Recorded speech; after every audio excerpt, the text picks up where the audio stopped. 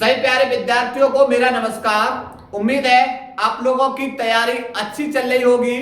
और जैसा कि हम एक सीरीज को चला रहे हैं कि भाई 2026 में टॉपर कैसे बने, और इसके संदर्भ में मिशन रखा है 50 दिन। इन 50 दिन के अंदर आप लोगों के फिजिक्स और केमिस्ट्री के जितने भी महत्वपूर्ण टॉपिक हैं जो बोर्ड एग्जाम में 2012 से लेकर और 2025 तक पूछे गए हैं, उन सभी के सभी प्रश्नों का अध्ययन कर रहे हैं।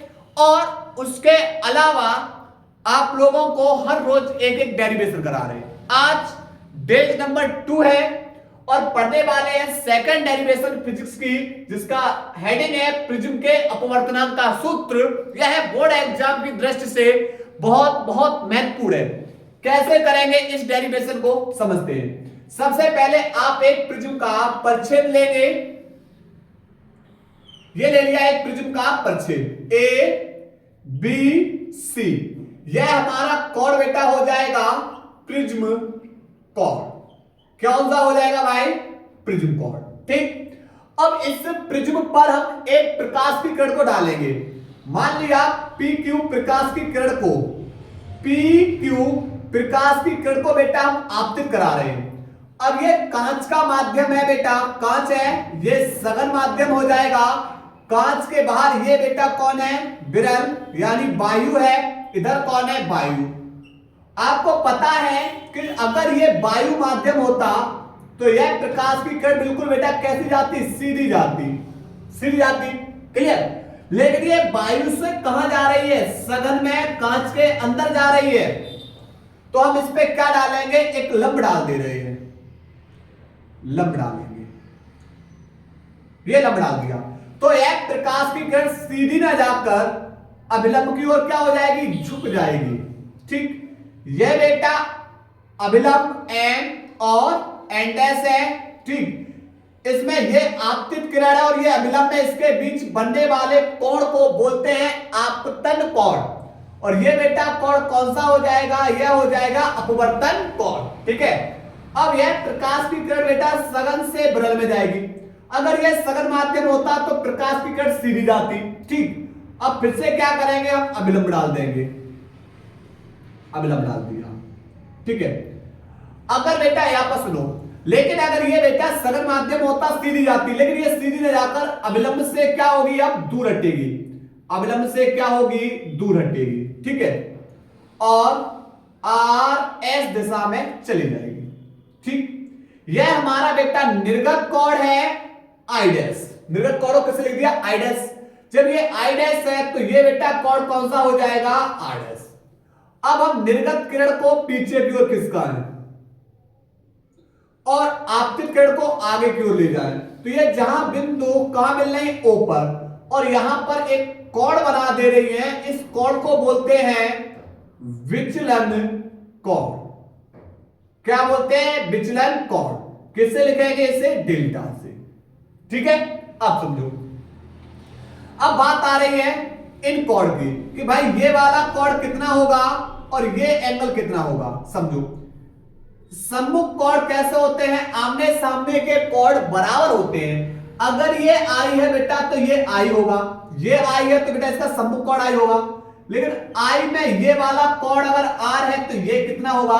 तो आप बोलोगे ये टोटल आई कोण में से ये आर हटा दो तो यही बचेगा। तो ये बेटा कोण कितना बचेगा? तो आई माइनस के आर। अगर ये आई माइनस के आर है तो ये हो जाएगा बेटा आई डैश माइनस के आर डैश। ठीक है, यहां पर चलिए सबसे पहले लेंगे त्रिभुज ओ क्यू आर में, त्रिभुज ओ क्यू आर में। चलिए निकालो भाई त्रिभुज कुछ इस तरीके से। ठीक, ये विचलन कोण है डेल्टा, यह बेटा आई माइनस के आर और यह आई डैश माइनस के आर डैश। ठीक, तो आपको जब भी ये ओ क्यू आर, जब भी आपको त्रिभुज का बहिष्कोण दे रखा हो तो वह त्रिभुज का बहिष्कोण किन्हीं दो अंतः कोणों के योग के कैसा होता है, बराबर। तो भाई ये कोण है, कोण के बहिष्ठ कोण के आंतरिक कोण को छोड़ के जो दो आंतरिक कोण हैं इनके योग के बराबर होगा बहिष्ठ कोण। तो ये बराबर और डेल्टा बराबर होगा आई माइनस के R plus I dash minus के आर डैश, समीकरण नंबर 1। ठीक, अब इधर देखते हैं। अब चतुर्भुज लेंगे, चतुर्भुज ए ओ ए क्यू एन डैश आर में। अब चतुर्भुज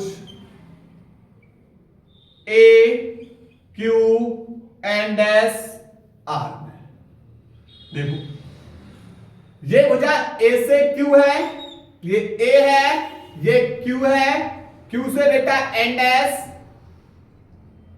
एन डैश से फिर आर, ठीक है, आर, और ये बेटा ए, ठीक, एन डैश आर। हमें पता है भाई कि ये चतुर्भुज के ये क्या है, कोण है, और चतुर्भुज के चारों कोणों का योग कितना होता है, 360 अंश। तो क्या लिखेंगे, लिख देंगे भाई चतुर्भुज के चारों कोणों का योग बराबर कितना होता है, 360 अंश। अब भाई चार कोण कौन से हैं, आप बोले सर पहला कोण ए है प्लस दूसरा कोण क्यू है प्लस तीसरा कोण बेटा यहां पर कौन है, तीसरा कोण यहां पर एन डैश है प्लस चौथा कोण आर है। इन तीन चारों का योग कितना होगा, 360 अंश। कोण ए हमारा प्रिज्म कोण है ए प्लस कोण क्यू की बात करेंगे। देखो यहां पर बेटा ये ए भुजा है, ये भुजा बी है, और यहां पर ये बेटा क्यू रहा। तो आप बोलोगे कि सर ये वाला जो एंगल है ये तो 90 अंश है, तो कोण क्यू 90 प्लस कोण ये वाला एन डैश पता नहीं कितना है, कोण एन डैश पता नहीं कितना है भाई, ठीक है, प्लस अब कोण आर की बात करेंगे।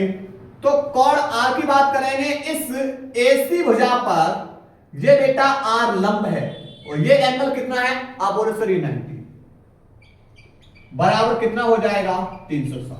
ठीक, चलिए 90 प्लस के 90 प्लस के 180 प्लस के जब दूसरी ओर लेकर जाओगे किसके हो जाएंगे, माइनस के हो जाएंगे।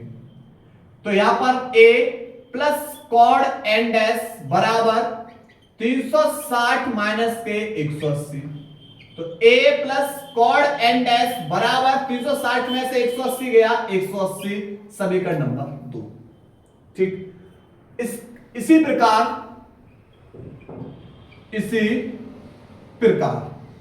अब लेंगे त्रिभुज Q एन डैश R में, त्रिभुज Q एन डैश R में। चलिए त्रिभुज को बाहर निकाल लें, Q एन डैश R, ये एंगल R, ये एंगल R डैश। बेटा पता है त्रिभुज के तीनों कोणों का योग 180 अंश होता है। त्रिभुज के तीन कोणों का योग बराबर कितना होता है, 180 अंश। कितना होता है, 180 अंश। कोण कौन कौन से, कोण Q प्लस कोण एन डैश प्लस कोण R इक्वल टू बेटा कितना, 180। कोण Q कितना है, R प्लस कोण एन डैश पता नहीं प्लस कोण कितना R equal to R dash बराबर 180। ठीक, इसे समीकरण नंबर 3। जरा देखियो बेटा समीकरण 2 और समीकरण 3। तो आप बोलो सर समीकरण 2 और 3 में देखा गया इनकी RHS बराबर है, तो LHS बराबर कर दो। तो लिखेंगे समीकरण 2 व 3 की तुलना करने पर, करिए भाई तुलना। चलिए RHS बराबर है, LHS बराबर कर लो, A प्लस कोण एन डैश बराबर आर प्लस कॉड N dash plus R dash. देखो ये प्लस का दूसरी ओर जाके माइनस का हो जाएगा तो ये कट जाएगा, तो ए बराबर आर प्लस आर डैश। ठीक, इसके बाद अब हम लगाएंगे न्यूनतम विचलन की स्थिति। क्या लगाएंगे? न्यूनतम विचलन की स्थिति। न्यूनतम विचलन की स्थिति में बेटा क्या होगा? जो आई होता है बराबर हो जाएगा आई डैश के होता है आर बराबर होता है आर डैश के, डेल्टा बराबर होता है डेल्टा एन के। यह न्यूनतम विचलन की स्थिति बेटा इसके अंदर लगाएंगे। तो एक बार बेटा यहां तक नोट कर लीजिए आप इस चित्र को और इसको रफ करके, तब इसको आगे हल कर रहे हैं। नोट करो बेटा यहां तक। चलिए भाई लगाते हैं। ठीक है, ये बेटा ए बराबर आर प्लस आर डैश, ए बराबर आर प्लस आर डैश। ठीक है, और इसमें लगाएंगे न्यूनतम विचलन की स्थिति। तो यहां पर हमें पता है बेटा आर प्लस आर डैश बराबर है किसके? आर के। तो ए बराबर बेटा कितना हो जाएगा? आर और आर 2r। ठीक है, दो गुणा में दूसरी ओर जाके भाग में, तो आर बराबर हो जाएगा a/2। तो यहां से हमने किसका मान निकाल लिया? आर का। ठीक, इसी प्रकार अब समीकरण 1 से न्यूनतम विचलन की स्थिति में डेल्टा बदल जाएगा डेल्टा एम में, बराबर आई माइनस के आर प्लस आई डैश बराबर हो जाएगा आई के माइनस आर डैश बराबर होगा किसके?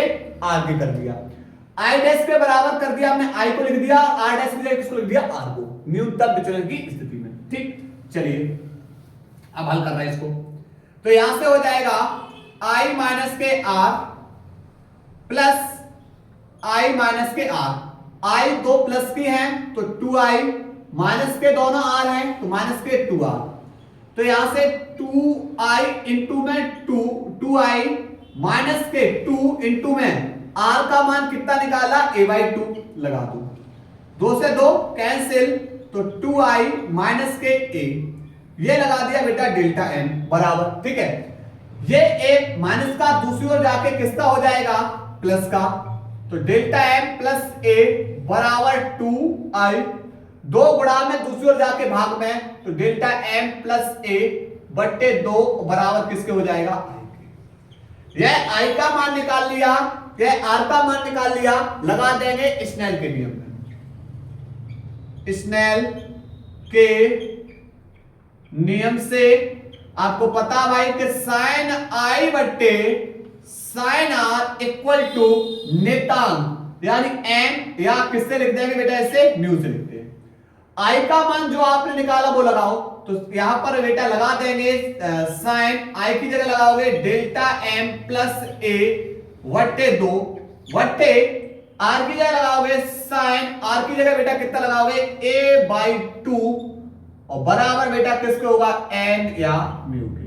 ठीक, यह निकाल लिया हमने बेटा प्रिज्म के अपवर्तनांक का सूत्र। बोर्ड एग्जाम में यह 3 नंबर का आता है। अगर आप लोगों को भाई वीडियो अच्छी लग रही है और आपको लग रहा है कि हम भाई आपके प्रति मेहनत कर रहे हैं, तो आप वीडियो को उस बच्चे तक पहुंचाइए जो आपके साथ बोर्ड एग्जाम की तैयारी कर रहे हैं। ठीक है, नोट करिए। धन्यवाद।